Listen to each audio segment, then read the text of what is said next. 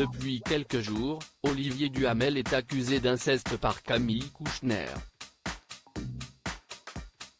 La jeune femme a publié un livre intitulé La Familia Grande le 7 janvier dernier, dans lequel elle a souhaité lever le voile sur une sombre période de son adolescence en dénonçant l'inceste subi par son frère jumeau, qu'elle prénomme Victor. Cependant, elle ne finit plus de créer la stupéfaction avec des révélations plus choquantes les unes que les autres. Elle explique les visites nocturnes de son beau-père à son frère et affirme qu'il aurait justifié ses viols en déclarant que tout le monde fait ça.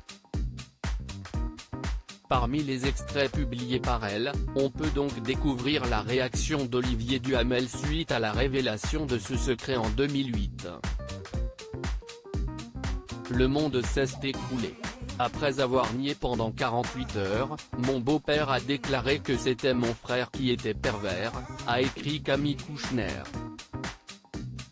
Elle dit ensuite que, pour se défendre, celui-ci aurait expliqué qu'il s'agit d'une histoire d'amour. Dans une interview accordée à Elle le 4 janvier dernier, soit quelques jours avant la parution de l'ouvrage, elle avait confié « Je réclame zéro justice. De toute manière, si est-il trop tard, il n'ira pas en prison, je l'accepte. » En revanche, ce n'est pas parce que les faits sont prescrits du point de vue de la justice que je n'aille pas le droit de parler. Le traumatisme d'une adolescente qui a souhaité que cette histoire soit connue du grand public. Selon les propos employés par Camille Kouchner dans son livre, les faits se sont déroulés durant 2 ou 3 ans lorsqu'Olivier Duhamel était le mari d'Evelyne Pizier, leur mère. La vérité n'a seulement éclaté que quelques années plus tard, en 2008 puisque Victor n'avait pas souhaité en parler et avait ainsi mis uniquement sa sœur dans la confidence. Les jumeaux s'étaient donc confiés à leur mère qui avait toutefois fait le choix de soutenir son mari de l'époque. Elle était donc restée dans la silence et s'était également mis ses enfants à dos. Ce n'est qu'en 2011, suite à sa disparition, que la police a découvert la sombre histoire.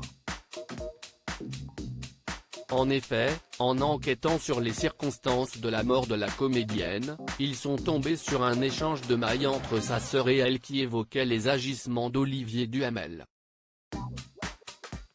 À l'époque, Victor n'avait pas souhaité porter plainte et l'affaire n'a été rendue publique qu'en 2021, grâce à la publication de ce livre. Ces révélations ont permis à une enquête des chefs de viol et agression sexuelle par personne ayant autorité sur un mineur de 15 ans d'être ouverte par le parquet de Paris le 5 janvier dernier, 2 jours avant la publication du livre, comme l'a rapporté Le Monde. Il n'y a pas d'omerta dans cette affaire ne finit plus de faire parler d'elle. Alain Finkielkraut était l'invité de LCI ce lundi 11 janvier.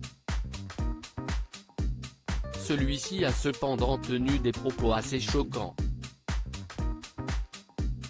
Il a d'abord expliqué que lorsqu'on n'a pas les éléments et quand on essaye de le faire, on se demande s'il y a eu consentement ou une forme de réciprocité avant d'affirmer on vous tombe immédiatement dessus. David Pujada, visiblement désemparé face à de tels propos, a souhaité rappeler une évidence, parce qu'on parle d'un enfant de 14 ans. Ce à quoi le philosophe et écrivain a rétorqué, on parle d'un adolescent, ce n'est pas la même chose. Il a néanmoins conclu en affirmant que l'acte commis par Olivier Duhamel est répréhensible. Ce qu'il a fait est très grave, il est inexcusable.